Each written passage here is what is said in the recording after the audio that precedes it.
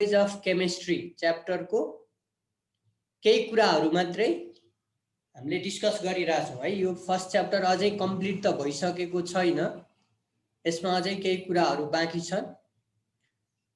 तर generally from examination point of view this chapter which is going on, that is language of chemistry, is not important because you will not get questions from this chapter. खासै यसबाट क्वेसनहरू सोध्दैन तिमीहरूलाई एक्जाममा। सोधिहाल्यो भने 2 मार्क्सको कुनै question सोध्न सक्छ, जुन कुरा चाहिँ हिजो हामीले सिग्निफिकेन्स अफ इक्वेसन भनेर डिस्कस गर्यौं। केमिकल रियाक्सनको अथवा केमिकल इक्वेसनको दुईवटा सिग्निफिकेन्स हुन्छ, एउटा क्वालिटेटिभ सिग्निफिकेन्स र अर्को क्वान्टिटेटिभ सिग्निफिकेन्स है। क्वालिटेटिभले चाहिँ रियाक्सनमा के छ त्यसको नाम मात्रै भन्छ है। जस्तै म आज नि सर र रिभिजन गरिदिन्छु। जस्तै एउटा रियाक्सन छ H2 + O2, त्यसबाट H2O बन्छ र यसलाई हामीले ब्यालेन्स गर्नु पर्यो सपोज यो एउटा केमिकल इक्वेसन हो। This is a balance chemical equation. अब यो ब्यालेन्स केमिकल इक्वेसनबाट हामीलाई के कुरा थाहा हुन्छ, त्यसैलाई हामीले सिग्निफिकेन्स अफ केमिकल इक्वेसन भनेर भन्यौं। ओके, अब यसको दुईवटा सिग्निफिकेन्समा एउटा क्वालिटेटिभ सिग्निफिकेन्सले यो रियाक्सनमा रियाक्टेन्ट के छ र प्रोडक्ट के छ त्यसको नाम मात्रै थाहा दिन्छ। त्यही भएर यसको significance qualitative significance of this reaction भन्यो भने के भन्नु पर्यो भने हाइड्रोजन रियाक्ट विथ अक्सिजन अथवा हाइड्रोजन ग्यास भने नि हुन्छ है। सिम्पली हाइड्रोजन भने पनि केही फरक पर्दैन, हाइड्रोजन र अक्सिजन ग्यास भन्न नि सकिन्छ, किनभने हाइड्रोजन र अक्सिजन चाहिँ दुवै ग्यासियस एलिमेन्ट हो। Hydrogen gas react with oxygen gas to form water हो। यति भन्यो भने यो चाहिँ क्वालिटेटिभ सिग्निफिकेन्स भयो है। क्वालिटेटिभ भन्यो भने रियाक्टेन्ट र प्रोडक्टको नेम के हो त्यो भन्ने हो, कुन कुन रियाक्टेन्टबाट के प्रोडक्ट बनेको छ त्यो कुरा मात्रै भन्ने हो। त्यही भएर qualitative significance of this reaction भनेको के हो त, hydrogen gas react with oxygen gas अथवा hydrogen gas combines with oxygen gas to form water सिद्धियो। यो क्वालिटेटिभ सिग्निफिकेन्स भयो। अब क्वान्टिटेटिभ भन्यो भने चाहिँ यसमा दुईटा कुरा मिनिमम इन्क्लुड हुनुपर्छ। हुन त टोटल 3वटा इन्फर्मेसन हुन्छ क्वान्टिटेटिभमा, एउटा नम्बर अफ मोल अथवा नम्बर अफ मलिक्युल है, मलिक्युल अथवा मोल, अर्को ग्राम मोलिकुलर वेट, र थर्डमा चाहिँ यदि ग्यास छ भने, यदि रियाक्टेन्ट र प्रोडक्टमा कुनै ग्यास छ भने त्यति बेला त्यो ग्यासले कति भोल्युम छ त्यो कुरा पनि हामीले इन्डिकेट गर्न सक्छौँ। त्यही भएर क्वान्टिटेटिभ सिग्निफिकेन्स भन्यो भने 3वटा कुरा चाहिँ तिमीहरूले इन्क्लुड गर्नुपर्ने हुन्छ। त्यसको लागि पहिला रियाक्सन ब्यालेन्स छ कि छैन चेक गर्ने फर्स्ट स्टेपमा।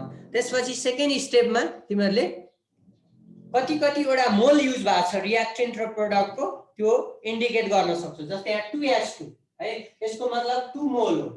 हाइड्रोजन ग्यास चाहिँ 2 मोल युज भएको छ यो रियाक्सनमा, अक्सिजन ग्यास 1 मोल युज भएको छ र वाटर 2 मोल फर्म भएको छ भने एउटा क्वालिटेटिभ के अरे क्वान्टिटेटिभ सिग्निफिकेन्समा तिमीहरूले के लेख्न सक्छौ त, 2 mole of hydrogen gas combines with 1 mole of oxygen gas to form 2 mole of water हो।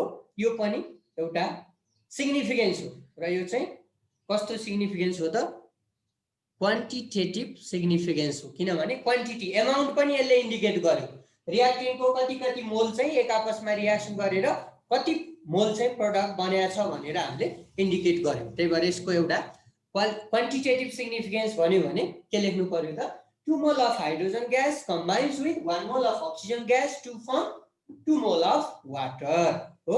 यो एउटा क्वान्टिटेटिभ सिग्निफिकेन्स भयो। अब अर्को तिमीहरूले ग्राम मोलिकुलर वेट क्याल्कुलेट गर्ने, रियाक्टेन्ट र प्रोडक्टको वेट क्याल्कुलेट गर्ने ग्राममा। जस्तै 2H2 भनेको हाइड्रोजनको दुईटा मोलिक्युलको वेट कति हुन्छ, 2 × एउटा हाइड्रोजन मोलिक्युलको वेट भनेको 2 ग्राम हो भनेपछि यो 4 ग्राम हुने भयो 2s2 दुईटा हाइड्रोजन मोलिक्युलको वेट भनेको 4 ग्राम हो है भनेपछि हाइड्रोजन ग्यास चाहिँ 4 ग्राम युज भएको छ यो रियाक्सनमा त्यस्तै अक्सिजन O2 भनेपछि अक्सिजनको चाहिँ एउटा अक्सिजनको एटमको वेट चाहिँ 16 ग्राम हो दुईटा भएपछि 32 ग्राम हुने भयो त्यही भएर अक्सिजन चाहिँ 32 ग्राम युज भएको छ यो रियाक्सनमा हाइड्रोजन 4 ग्राम अक्सिजन 32 ग्राम अब यो दुईटा जोड्दा जति आउँछ प्रोडक्ट पनि त्यति नै हुनुपर्छ तिमीहरू चेक गर्न सक्छौ 2 जस्तै S2 भनेपछि अब S2 को वेट 2 ग्राम प्लस एउटा अक्सिजनको 16 प्लस 2 18 टु जा 32 ग्राम भनेपछि रिएक्टेन्टको जोड्दा जति आउँछ प्रोडक्टको पनि त्यति नै आउँछ in a balance chemical equation त्यही भएर अब ग्राम मोलिकुलर वेटबाट पनि तिमीहरूले सिग्निफिकेन्स भन्न सक्छौ के भन्न सक्यो त 4 gram of hydrogen gas sir उताको बिग्रियो 16 प्लस 2 18 इन्टु 2 गर्ने होला नि फेरि भन्न त 36 प्रोडक्ट साइड सर 36 हुन्छ सर 36 2 प्लस 16 भनेको 18 टु जा 36 ग्राम हो जहिले ब्यालेन्स हुनु पर्यो हैन ब्यालेन्स भएन भने अब कि हामीले त्यहाँ वेट रङ लेख्यौं कि चाहिँ अब क्याल्कुलेसनमा रङ भयो भनेर बुझ्नु पर्यो अथवा कि रिएक्सन ब्यालेन्स छैन भनेर बुझ्नु पर्यो ओके अब हेर त वेटको हिसाबले के भन्न सकियो भने 4 gram of hydrogen gas combined with 32 gram of oxygen gas to form 36 gram of water हो यो पनि अर्को यसको सिग्निफिकेन्स भयो र यसले पनि के इन्डिकेट गरिरहेछ क्वान्टिटी कति ग्राम रिएक्टेन्ट चाहिँ एक आपसमा रिएक्सन गरेर कति ग्राम प्रोडक्ट बनिरहेछ त्यो कुरा पनि इन्डिकेट भयो त्यही भएर यो पनि यसको क्वालिटेटिभ सिग्निफिकेन्स भयो र अर्को लास्ट क्वान्टिटेटिभ सिग्निफिकेन्स भनेको तिमीहरूले भोल्युममा पनि एक्सप्रेस गर्न सक्छौ है जहिले पनि 2 मोल है 2 मोल 1 मोलले चाहिँ कुनै पनि ग्यासको 1 मोलले अकुपाई गर्ने भोल्युम भनेको 22.4 लिटर हो यो स्ट्यान्डर्ड एउटा फर्मुला जस्तै हो तिमीहरूले यो नेक्स्ट च्याप्टरमा पढ्छौ मोल कन्सेप्ट भन्ने च्याप्टरमा यो ग्राम मोलिकुलर वेट हैन त्यस्तै एभोगाड्रो नम्बर हैन 1 मोल अनि 1 मोलले अकुपाई गर्ने भोल्युम यो सबै रिलेसन पढ्छौ अहिले चाहिँ हामीले डाइरेक्ट रिलेसन युज गरिरा हो के बुझ्ने भने कुनै पनि ग्यासको केसमा है ग्यासको लागि है फर ग्यासको लागि चाहिँ त्यो ग्यासको 1 मोलले अकुपाई गर्ने भोल्युम भनेको 22.4 लिटर हो है यो चाहिँ स्ट्यान्डर्ड टेम्परेचर र प्रेसरमा है टेम्परेचर स्ट्यान्डर्ड र प्रेसर पनि स्ट्यान्डर्ड छ भने त्यति बेला कुनै पनि ग्यासको 1 मोलले अकुपाई गर्ने भोल्युम कति फिक्स गरिएको छ भन्दा 22.4 लिटर भनेपछि आयो हाइड्रोजन यहाँ 2 मोल युज भएको छ हाइड्रोजन 2 मोल भनेपछि 1 मोल को लागि 22.4 लिटर हुन्छ अब 2 मोल को लागि 2 into 22.4 लिटर भोल्युम हुने भयो यसको मतलब 44.8 लिटर भोल्युम है हाइड्रोजन ग्यासको कति भोल्युम 44.8 लिटर भोल्युम अनि अक्सिजन ग्यासको त 1 मोल छ 1 मोल भनेको 22.4 लिटरै हो अब यो वाटर त ग्यास भएन यो लिक्विड भयो त्यही भएर लिक्विडको लागि चाहिँ हामीले भोल्युम इन्डिकेट गर्न पाइदैन र अब रिएक्टेन्टको लागि मात्र तिमीहरूले के भन्न सक्छौ भने 44.8 litre volume of hydrogen gas and 22.4 litre volume of oxygen gas combines to give water भनेर भन्नु पर्यो किनभने वाटरको लागि चाहिँ भोल्युम भन्न पाइदैन यसरी चाहिँ तिमीहरूले क्वान्टिटेटिभ सिग्निफिकेन्सहरु चाहिँ लेख्न सक्छौ यो कहिलेकाहीँ यो 2 मार्क्समा चाहिँ यो सोधेको छ यो त्यति धेरै सोधेको हैन कहिलेकाहीँ चाहिँ सोधेको छ तिमीहरूलाई चाहिँ रिएक्सन पनि दिएर सोध्न सक्छ अथवा कुनै केमिकल इक्वेसनको अथवा केमिकल रिएक्सनको चाहिँ सिग्निफिकेन्स लेख भन्यो भने एउटा क्वालिटेटिभ लेख्दिने एउटा क्वान्टिटेटिभ 2 मार्क्समा छ भने है अब जुनसुकै रिएक्सनको लागि पनि हामीले क्वालिटेटिभ र क्वान्टिटेटिभ सिग्निफिकेन्स लेख्न सक्छौं ओके अब यो चाहिँ केमिकल रिएक्सनबाट हामीले थाहा पाउन सक्ने कुरा गरिरहेछौँ अहिलेसम्म अब केमिकल रियाक्सनले हामीलाई थाहा नदिने धेरै कुराहरू छन् हो त्यो के भन्छौँ त limitations of chemical equation limitation भनेको केमिकल इक्वेसनले भन्न नसकेका कुराहरू यो चाहिँ अब यो पनि खास स्कुलमै थियो म यहाँ अहिले केही डिस्कस गर्छु हामी 4-5 वटा डिस्कस गर्छौँ सोधिहाल्यो भने यो पनि बढीमा 2टा सुन्न सक्छ र त्यसपछि चाहिँ अब हामी एउटा एकदमै इम्पोर्टेन्ट च्याप्टर सुरु गर्छौँ नेक्स्ट च्याप्टर तिमीहरूको स्टेट अफ म्याटर भन्ने एउटा च्याप्टर छ केमिस्ट्रीमा अब त्यो नयाँ बुक पनि तिमीहरूको अहिले फाटाफुट्ट यो न्यू सिलेबस अनुसार मार्केटमा आइसक्यो हैन हामीलाई चाहिँ खबर आइरहेछ अब नयाँ सिलेबस अनुसार है तिमीहरूको चाहिँ अहिले 11 मा कोर्स चेन्ज भएको छ चेन्जको मतलब अब साइन्समा त्यस्तो ड्रास्टिक चेन्ज भन्ने हुँदैन हैन नेपालीमा इङ्ग्लिसमा चाहिँ ड्रास्टिक चेन्ज हुन्छ तिमीहरूको अहिले 11 मा नेपाली नै पढ्नुपर्छ तिमीहरूले है लास्ट इयर सम्म चाहिँ नेपाली पढ्नु पर्थेन साइन्सको स्टुडेन्टले 11 मा तर तिमीहरूले नेपाली नै पढ्नुपर्छ तर हाफ भनेको 3 पिरियड्स इन अ विक है अनि तिमीहरूको एउटा नयाँ सब्जेक्ट पनि छ अहिले लास्ट इयर नभएको जस्तै सोशल स्टडी भन्ने है पहिला 11-12 मा सोशल स्टडी भन्ने हुन्थेन यो वर्षदेखि सोशल स्टडी है सोशल स्टडी छ अनि अर्को जीवन उपयोगी भन्छ है जीवन उपयोगी यो पनि नयाँ हो त्यो दुईटा कम्बाइन गरेर तिमीहरूको 100 मार्क्स हुन्छ है ती 3 दिन पढाउने हो सरले जसले पढाए पनि यो चाहिँ नयाँ सब्जेक्ट हो कम्प्लिटली यो वर्ष मात्रै स्टार्ट हुन गइरहेछ यो वर्ष चाहिँ तिमीहरूको कोर्स चेन्ज भएको वर्ष हो अब फिजिक्स केमिस्ट्री भन्ने कुरा चाहिँ अब पहिलेदेखि हुन्थ्यो र यसमा पनि हल्का च्याप्टरहरुमा थोरै चेन्ज छ किनभने फिजिक्स केमिस्ट्रीमा त्यस्तो धेरै चेन्ज गर्नै मिल्दैन किनभने साइन्समा त सधैँ एउटै कुरो हुन्छ नयाँ कुरो भनेको एकदमै कम हुन्छ अब इंग्लिशमा नेपालीमा कथा कविता पढ्ने हो कथा कविता त जुन चेन्ज गर्दै नि भयो एउटा कथाको ठाउँमा अर्को नयाँ राखिदिन्छ नयाँ कविता राखिदिन्छ हैन त्यही भएर त्यो चाहिँ कम्प्लिट चेन्ज जस्तो देखिन्छ अब हामीहरुकोमा त्यस्तो चेन्ज हुँदैन किनभने अब यो केमिस्ट्रीमा साइन्समा पढ्ने भनेको फ्याक्ट हो अब यसमा नयाँ भनेर पुरै नयाँ हुँदैन यसैलाई अलिकति सिलेबस बढाउने अलिकति सिलेबस घटाउने हैन अब क्वेशन प्याटर्न अनुसारको अलिकति कन्टेन्टलाई बढाउने घटाउने यस्तो मात्रै हुन्छ के त्यही भएर कम्प्लिट चेन्ज हुँदैन त्यही भएर जस्तै केमिस्ट्रीमा नि चेन्ज भएको छ हैन तर एज अ होल हेर्ने हो भने हाम्रो चेन्ज भनेको 15% मात्रै हो जस्तै 100% मा 85% ठ्याक्कै पहिलाकै हो अब 15% पनि चेन्जको मतलब के हो भने अब एकदमै नयाँ भएन के अलिकति पढ्ने कुराहरुलाई अलिकति मोडिफाई मात्रै गर्दिया हो हेडिङहरु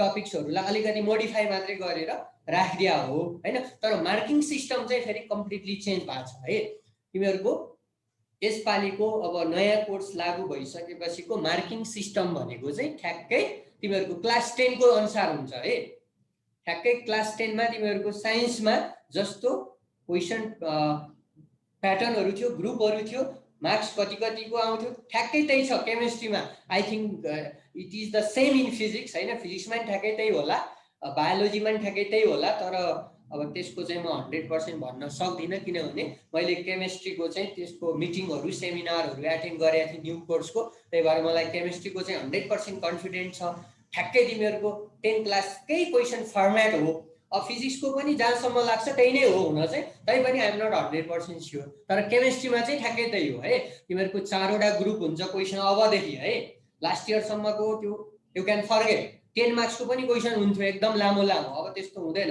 4 ग्रुप्स हुन्छ group A group B group C र ग्रुप डी ग्रुप ए मा 1 मार्क्स को मात्रै क्वेशन हो ग्रुप बी मा 2 मार्क्स को ग्रुप सी मा 3 मार्क्स को र ग्रुप डी मा 4 मार्क्स को यो फर्म्याटमा हुन्छ है अब त्यही अनुसारको हामीले अब पढ्ने कुरामा त त्यस्तो खासै चेन्ज छैन हैन अलि गाह्रो चाहिँ बनाएको छ ल्याबोरेटरी प्रिपरेसनहरु भनेर तिमीहरुले एकदमै धेरै पढ्नु पर्छ यो वर्ल्ड कोर्समा अब त्यो ल्याबोरेटरी प्रिपरेसन जति चाहिँ सबै हटाइदिएको छ किन हटाइदियो भने त्यो ल्याबोरेटरी प्रिपरेसन भनेको घोक्ने कुरा हो त्यहाँ कन्सेप्चुअल कुरा केही पनि हुँदैन घोकेपछि सधैँ त्यही हुन्छ त्यही भएर त्यसलाई चाहिँ हटाइदिए अहिले चाहिँ अलिकति कन्सेप्चुअल कुरा हैन अलिकति एप्लाइड टाइपको केमिस्ट्रीलाई अलिकति इन्ट्रोड्युस गर्न खोजेको छ क्या बडी इन्डस्ट्रियल केमिस्ट्री एनालाइटिकल केमिस्ट्री हैन इन्डस्ट्रीमा कसरी म्यानुफ्याक्चर गर्ने त्यस्तो कुरालाई बडी फोकस गरेको छ अब ल्याबमा कसरी प्रिपेयर गर्ने हैन त्यसको ल्याबोरेटरी प्रिपरेसन त्यस्तो पार्टलाई चाहिँ अलिकति हटाइदिएको छ जस्तै अब तिमीहरुको ओल्ड कोर्समा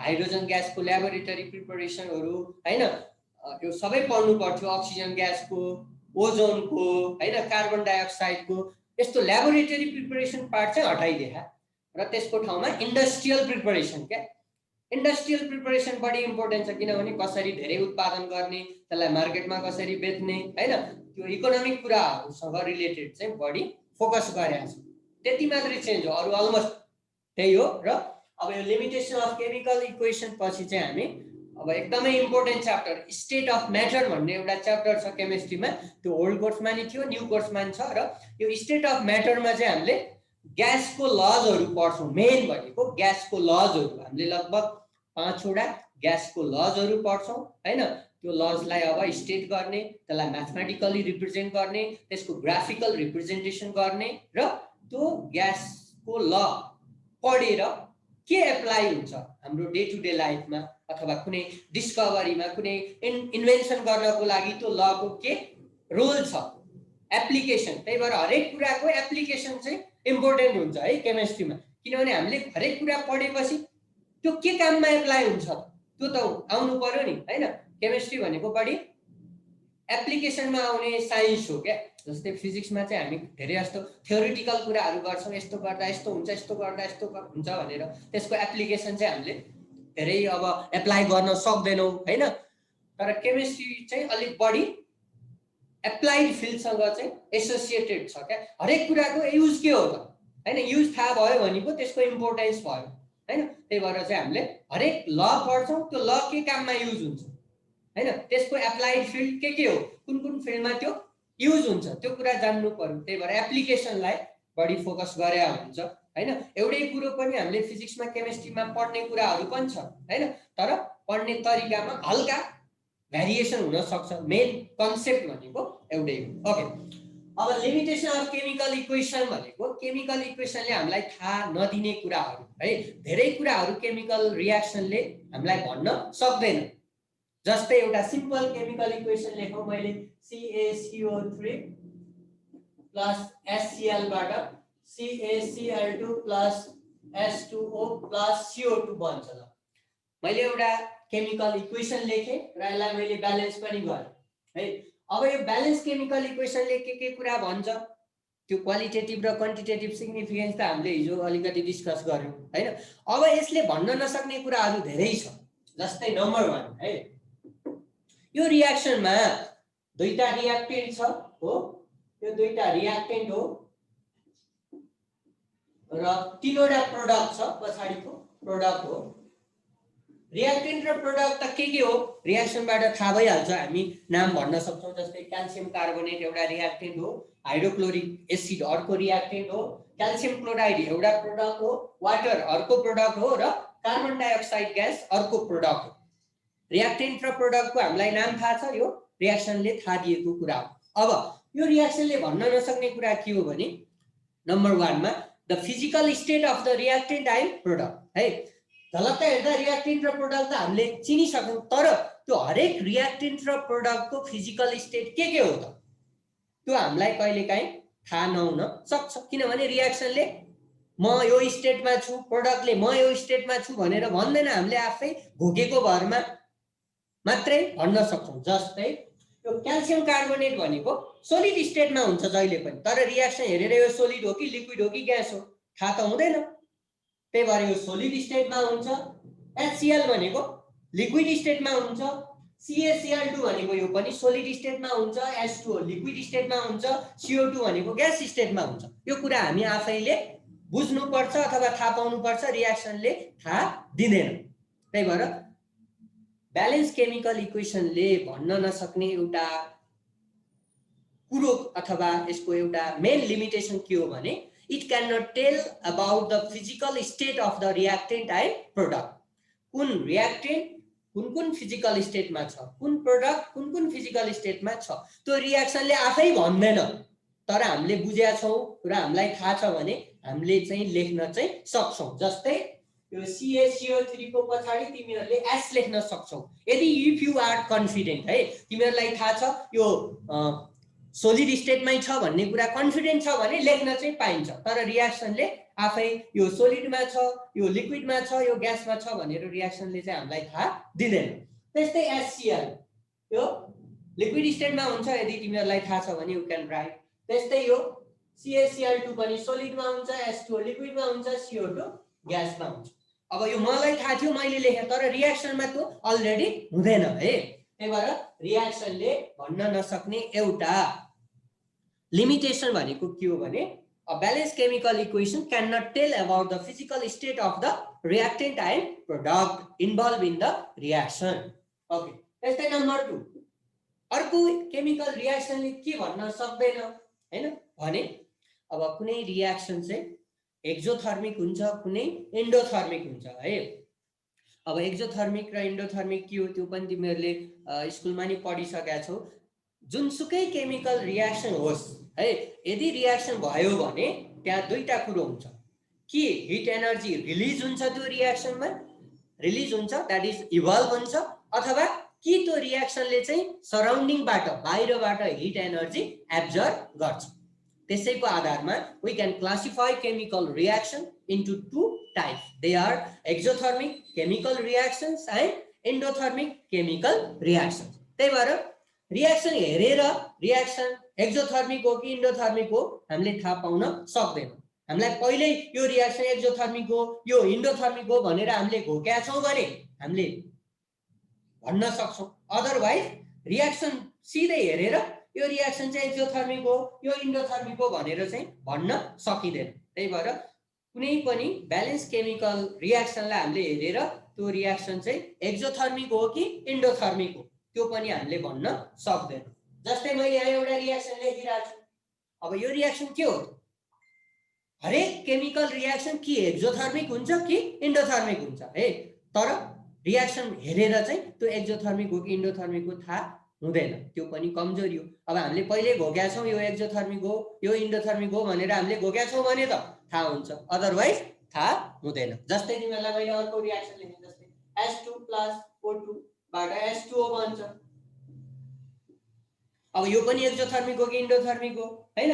त्यस्तै N2 + O2 बाट मैले 2NO लेखेँ, यो पनि एक्जोथर्मिक हो कि एन्डोथर्मिक हो रियाक्सनबाट थाहा हुँदैन, तर हामीले अलरेडी घोक्या छौँ भने भन्न सक्छौँ। जस्तै यो हाइड्रोजन र अक्सिजन ग्यास रियाक्सन गरेर वाटर बन्छ। हाइड्रोजनले अक्सिजनसँग रियाक्सन गर्ने भनेको के हो? हाइड्रोजन बल्ने हो, हाइड्रोजन ग्यास बल्ने हो। बल्ने भनेपछि त्यो जहिले पनि के हुन्छ? एक्जोथर्मिक है। कम्बसन बल्ने भनेको कम्बसन, कुनै पनि चीज बलेपछि त हिट निस्किन्छ, यु नो द्याट हैन। हामी जाडो भयो भने कम्बसन गराउँछौँ, दाउरा बाल्छौँ, कोइला बाल्छौँ हैन, ग्यास बाल्छौँ, त्यो बालेपछि तातो निस्किन्छ। तातो निस्किने भनेको हिट एनर्जी रिलिज हुन्छ भनेर तिमीहरूले बुझ्नु पर्यो। त्यही भएर यो हाइड्रोजन र अक्सिजनबाट वाटर बन्ने रियाक्सन भनेको एक्जोथर्मिक हो। यो रियाक्सनमा हिट एनर्जी रिलिज हुन्छ, तर यो रियाक्सनले आफै भन्दैन, हामीले आफै बुझ्नु पर्छ। त्यस्तै हेर यो सेकेन्ड N2 + O2, यो नाइट्रोजन ग्यास र अक्सिजन ग्यास कम्बाइन गरेर नाइट्रिक अक्साइड बन्ने रियाक्सन चाहिँ एन्डोथर्मिक हो। एन्डोथर्मिक भनेको यो रियाक्सन गर्नको लागि हामीले बाहिरबाट चाहिँ हिट दिनुपर्छ।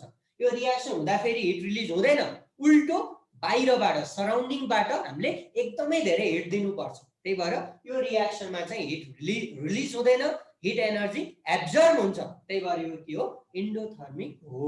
त्यही भएर रियाक्सन आफैले एन्डोथर्मिक र एक्जोथर्मिक भन्ने कुरा हामीलाई थाहा दिँदैन। त्यही भएर यो पनि अर्को के हो?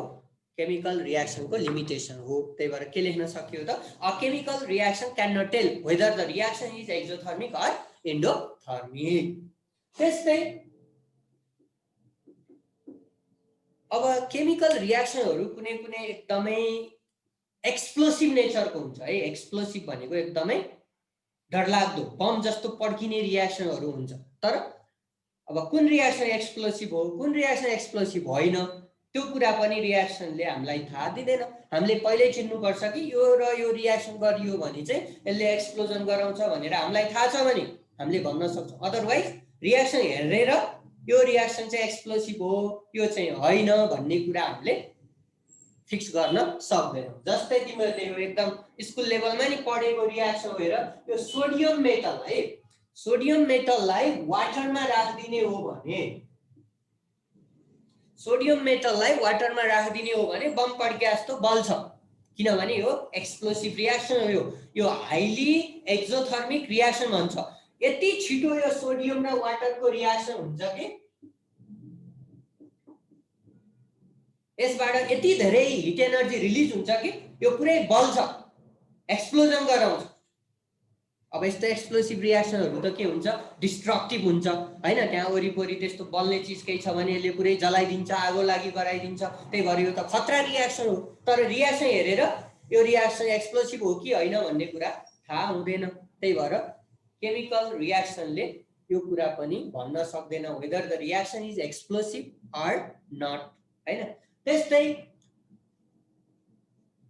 अर्को लिमिटेसन भनेको के हो भने केमिकल रियाक्सनहरु दुई किसिमको हुन्छ है। एउटा एक्जोथर्मिक र इन्डोथर्मिक भने मैले, त्यो चाहिँ हिट एनर्जी रिलिज हुने र एब्जर्ब हुने आधारमा। र अर्को कतिपय केमिकल रियाक्सनहरु चाहिँ के हुन्छ, वान वे डिरेक्सनमा मात्रै हुन्छ भनेको रियाक्टेन्टबाट प्रोडक्ट मात्रै बन्छ। कतिपय केमिकल रियाक्सनमा चाहिँ रिभर्सिबल भइदिन्छ, रियाक्टेन्टबाट प्रोडक्ट पनि बन्छ र at the same time product also give back to the reactant. Such chemical reactions are called reversible reaction. जस्तै मैले एउटा reaction लेखेँ S2 plus N2 gives NS3 है। अब यो रियाक्सन मैले ब्यालेन्स स्टेटमा लेखिरहेको छु हो। र यो रियाक्सन तिमीहरूले हेर्यौ भने के बुझ्छौ त, हाइड्रोजन र नाइट्रोजन कम्बाइन गरेर एमोनिया ग्यास बन्छ भनेर बुझ्छौ, त्यति बुझ्छौ। तर यो रियाक्सनमा केही इन्फर्मेसन चाहिँ इनकम्प्लिट छ है। तिमीहरूले बुझेको त यही हो, हाइड्रोजन र नाइट्रोजनबाट अथवा हाइड्रोजन र नाइट्रोजन ग्यास एक आपसमा कम्बाइन गर्यो भने एमोनिया ग्यास बन्छ भनेर तिमीहरूले बुझ्छौ हो। जेनरली हामीले बुझ्ने कुरा नि त्यही हो। तर this information is incomplete because this is reversible reaction. वास्तवमा यो रिभर्सिबल रियाक्सन हो। त्यही भएर रिभर्सिबल रियाक्सनमा के भइदिन्छ त, यो हाइड्रोजन र नाइट्रोजनबाट एमोनिया पनि बन्छ र at the same time ammonia also decomposes into hydrogen and nitrogen. So we should use double sign, arrow sign, half arrow sign from reactant to the product and half arrow sign from product to the reactant. त्यही भएर reaction आफैले चाहिँ reversible हो कि irreversible हो त्यो कुरा हामीलाई थाहा दिँदैन। जस्तै अहिले मैले अर्को रियाक्सन पनि लेखेको थिएँ N2 plus O2। हेर त, जेनरली त हामीले यति मात्रै लेख्छौँ, तर यो पनि इनकम्प्लिट छ because it is also reversible reaction. यो पनि वास्तवमा रिभर्सिबल रियाक्सन। त्यही भएर रिभर्सिबल भनेर यदि हामीलाई थाहा भयो भने हामीले यो लेख्नुपर्छ। तर हामीले जेनरली यो लेख्दैनौँ, किनभने रियाक्सनले चाहिँ हामीलाई म रिभर्सिबल हुँ, म इरिभर्सिबल हुँ भनेर भन्दैन। नभनेपछि हामीले सिम्पल रियाक्टेन्टबाट प्रोडक्ट मात्रै बनेको कुरा बुझ्छौँ। त्यही भएर हामीले रियाक्टेन्टबाट प्रोडक्टतिर मात्रै एरो देखाउँछौँ। तर हो रियाक्सन आफैमा रिभर्सिबल पनि हुन सक्छ, इरिभर्सिबल पनि हुन सक्छ, तर रियाक्सनले यो कुरा थाहा दिँदैन।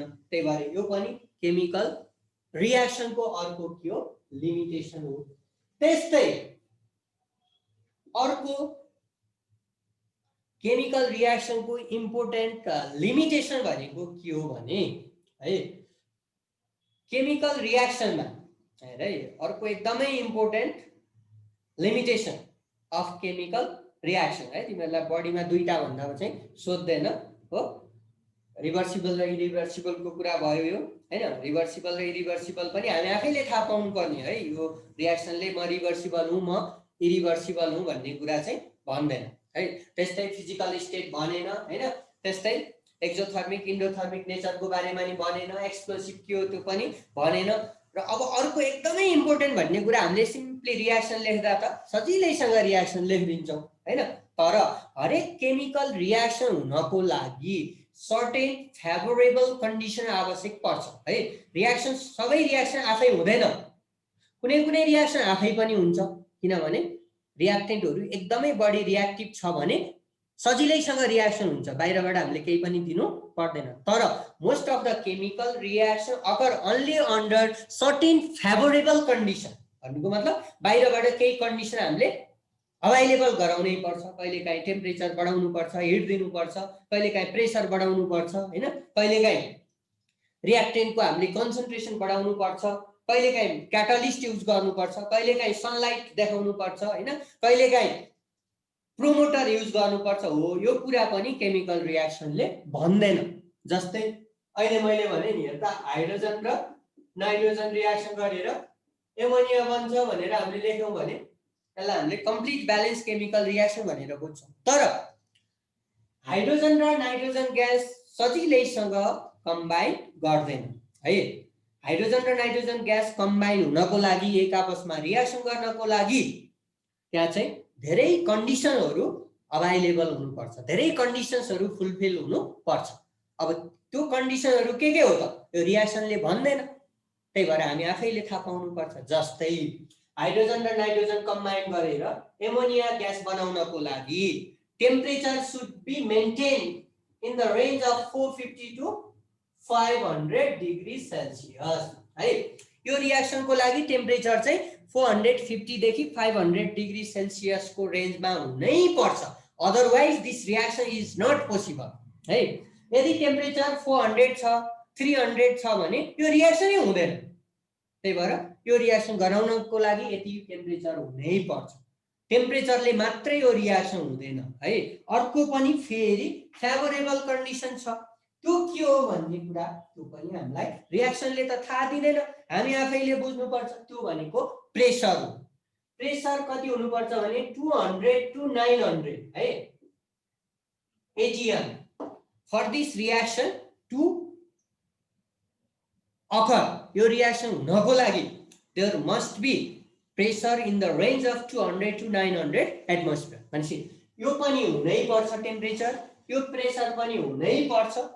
यति मात्रै भएर पनि अझ रियाक्सन चाहिँ राम्रोसँग हुँदैन र यो रियाक्सनमा आइरन युज गर्नुपर्छ एज अ क्याटालिस्ट है।